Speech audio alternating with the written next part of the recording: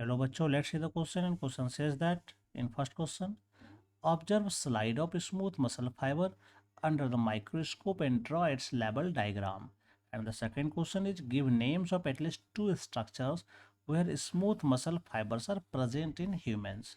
तो चलिए देखते हैं यहाँ पर जो फर्स्ट क्वेश्चंस कहा जा रहा है ए में, है ना। तो इसके लिए हम लोग की कॉन्सेप्ट में देखते हैं।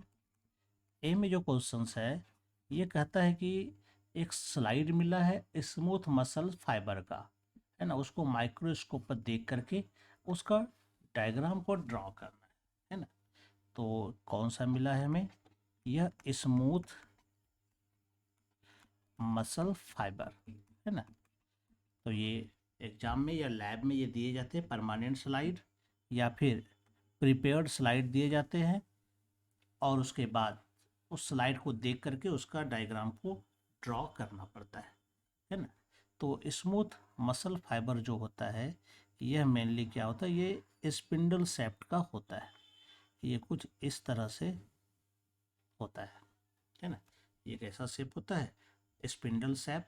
और यह टैपर्ड एंड होता है ना। ये जो सेल होता है इसका इसका जो फाइबर होता है यह स्पिंडल शेप्ड होता है। टैप बोथ एंड जो है इसका वो टैपर्ड होता है। यहाँ पर हम देख सकते हैं ये इसका टैपर्ड एंड है ना। दोनों साइड ये होता है। और इसमें जो है टैपर्ड एंड के का जो पार्ट है इसके एक पॉइंट से कई सारा ये मायोफाइब्रिल से निकला हुआ रहता है ना। ये है मायोफाइब्रिल। इसमें सेंट्रल में मात्र एक न्यूक्लियस होता है ना। इसमें क्या होता है ये वन न्यूक्लियस होता है।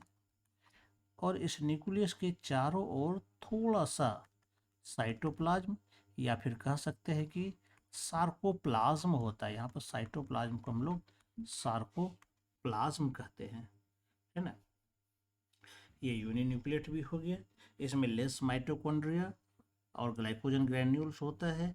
ब्लड सप्लाई इसमें कम होता है। इसमें किसी प्रकार का कोई स्ट्रेसन भी नहीं होता है ना। तो इस तरह से इसकी हम पहचान कर सकते हैं।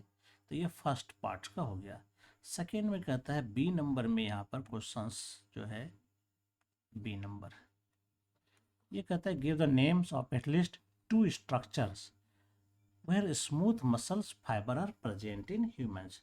क्योंकि यह जो स्मूथ मसल्स होता है मेनली यह जो प्रेजेंट होगा इन इनवॉलंटरी ऑर्गेन में, यानी कि जो ऑर्गेन हमारी विश के अनुसार काम नहीं करता हो, है ना। जैसे कि एग्जाम्पल में देखें तो iris of an eye, iris आँख में जो आयरिस टिश्यू होता है वहाँ पर ये अपने आप काम करता है। हमें इसे काम कराने की ज़रूरत नहीं पड़ती है। इसी तरह से स्टमक में, है ना। इसी तरह से इंटेस्टाइन में, तो ये सब अपने आप काम करता है ना। तो ये सारे पार्ट्स में क्या होता है, क्या पाया जाएगा? इसमें स्मूथ मसल्स पाया जाएगा। इसके अलावा अगर देखें ब्लड वेसल्स है, यहाँ भी ये स्मूथ मसल्स पाए जाते हैं। I hope you understand it well and best of luck. Thank you.